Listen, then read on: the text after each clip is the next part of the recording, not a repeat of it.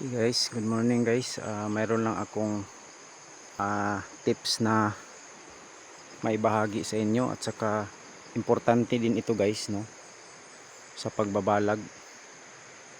Kasi once na matumba yung balag mo ay siguradong failure na, or kung maipatayo mo pa ulit pero yung ampalaya mo ay ma-stress na guys, no, kung matumba yung balag mo o yung mga trellis mo sa yung ampalaya or sa kahit na anong gulay, sa sitaw, pipino.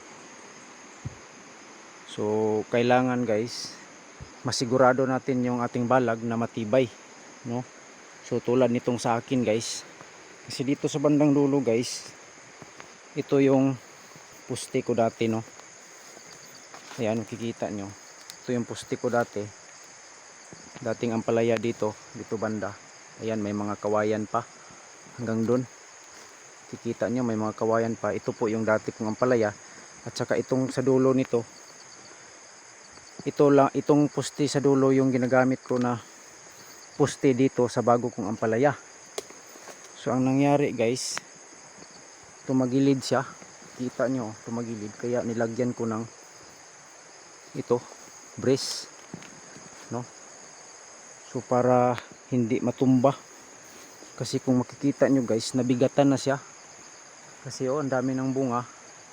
So tsaka lalo pa itong dumami sa susunod na mga linggo,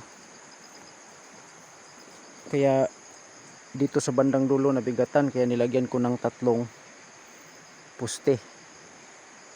So kahit konti lang ito guys, pero malaki yung puhunan natin dito. So ito guys, ayan, ang dami ng bunga, nabigatan siya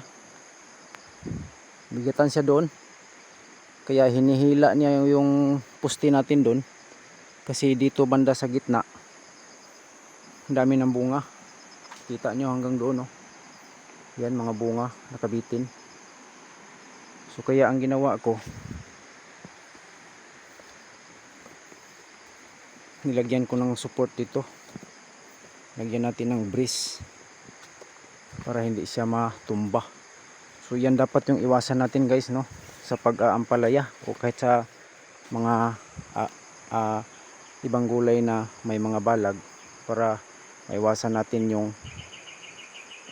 pagkatumba ng ating tanim o yung ating balag. Kasi once na matumba guys, ay kung di mo maipatayo ay failure na yan.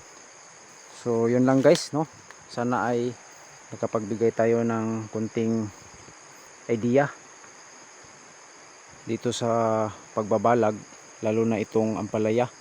Kasi sayang guys, no, sayang yung pinaghirapan kung hindi mo pag-isipan. So yun lang guys, no. Maraming salamat po. So huwag niyo pong kalimutan na i-subscribe yung ating munting channel, at sana ay kabigay tayo ng mga idea, no, tungkol dito sa paggugulay, sa pagtatanim sa kahit anumang gulay, no. So hindi po tayo expert dito guys, nagbabahagi lang po tayo ng ating mga karanasan. So ang binabahagi po natin ay base lang po sa ating mga karanasan, at saka nasubukan na natin, no, lalo na dito sa pag-ampalaya, kasi napakahirap mag-ampalaya guys.